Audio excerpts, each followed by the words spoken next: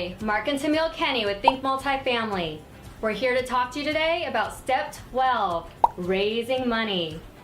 Mark, if I were trying to raise money for an apartment investment, can I go out on the highway and put one big billboard that says, need money, need investors, great investment opportunity?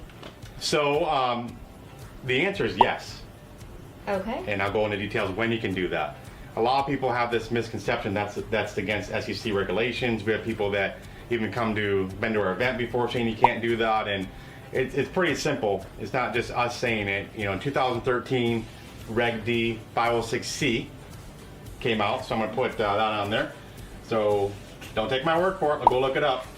You have 506C, and you have 506B. We'll talk about in a moment. 506C. The main thing is you can do exactly what you said. You can go put a billboard. I want money, but it has to. And you can general advertise, right? What are you doing? It has to be accredited only. So the investors have to be accredited only. So if I say I'm accredited, is that good enough No. to invest in your deal? It is not. Used to be, but it no longer is. You have to get third-party validation. So it's real easy to do that. So don't get hung up on that. It's cheap and easy. So you can do 506C, advertise wherever you want. General advertising is allowed. Accredited only investors, which we talked about in previous steps what accreditation means, right? And third-party validation, and you're good. And again, don't go look it up online. SEC website directly would tell you that. Well, let's stop for a moment and tell our audience what the SEC is, the Security and Exchange Commission. Right, so SEC they have their federal government, right? And they want to protect people to make sure people aren't ripping people off when they're raising money, right? That's the whole objective. So we follow, and anyone that raises money needs to follow the SEC regulations. That's when we talked about the previous step about investor documents like PPMs and things like that. That's required to do that. Right. So we have to have certain rules we follow. It's Reg D, 506C is one, and 506B is the other. And again, the 506C came out in 2013, so it's nothing been out new. for a while. But people Yeah. that don't know that are a little behind the times. Okay. 506B, I can take non-accredited. Okay? They don't have to be accredited. Limited to 35 only. I can't go above 35 non-accredited. Okay, so I can take as many accredited as I want to, but limited to 35 non-accredited investors. Now, if I take in accredited accredited investors into this opportunity, do I have to get the third-party validation? No, you do not. So they could just say they're accredited, and that doesn't count against my 35. That's correct. And again, I want to preface this that people should do their own research and talk to their attorney, SEC attorney, feel comfortable, but you do not have to do any third-party validation on that. Now, in order for a non-accredited to invest with you in a 506B, is to have a substantive, pre-existing relationship. Sounds very clear, right? Right, not? Relationship. So, people say, well, what does that mean? Well, good question. SEC doesn't define any time frame on this. So, you get your own research going, talk to people that specialize this to see what you feel comfortable, how long you have to know them. But pre-existing, you could argue, well, I met him today and I'm having an investment tomorrow. Is that pre-existing? Well, it is. Does that meet the SEC regulations? Well, that's a good question. They don't define what that is. And the investor on the project B also has to be sophisticated, which we talked about previously in another step. We talked about accredited investor versus sophisticated. Basically, it means they understand the risk involved with the investment. Right. Those are the main differences between 506B, 506C. So again, you can generally advertise here, accredited only.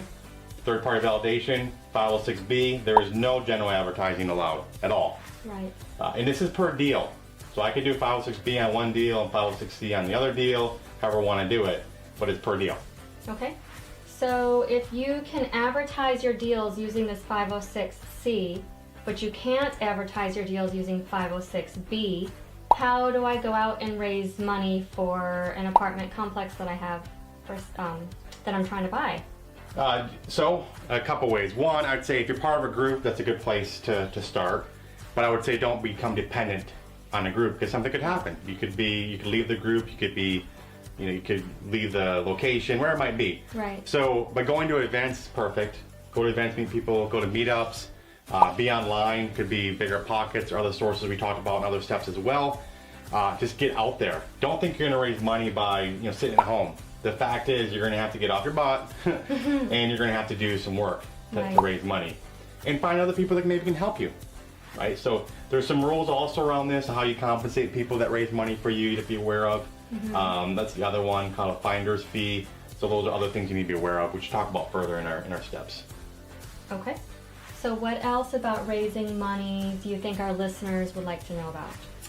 I would say if you haven't raised money before, don't guess how much you think you can raise. I'll ask people, well, how much do you think you can raise? They haven't raised before. The answer I really expect to say is, well, I have no idea, I haven't done it before. Or I think maybe I could, but I don't know. Right. Versus someone that says, we had an example, right, where someone wanted to help us on a deal, and we were like, okay, come on in. They could raise, so they could raise like $3 million. They raised like $150,000, a little bit short. Right.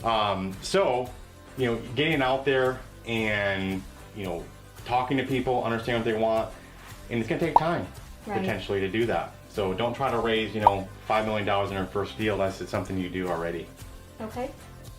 So any more topics specifically to raising money that our investors might like to know about?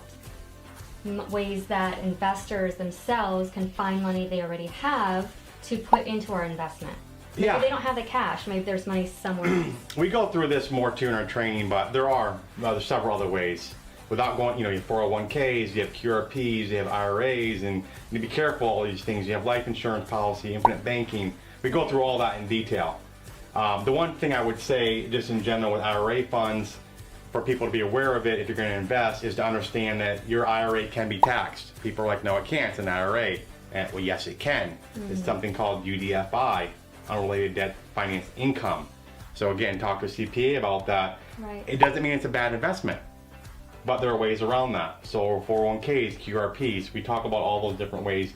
It's great for the person investing, but also for the person trying to raise money. If I talk to you and you say, well, I don't have any money, and I kind of ask you a list of questions and find out, oh, you have some sort of policy, whatever it might be, that you can pull money out, or 401k. So there are definitely ways for people to invest that they don't even think about. Right. Well, that's great. I think that's all we have for now on Step 12, Raising Money. Stay tuned for Step 13. Bye for now. Bye.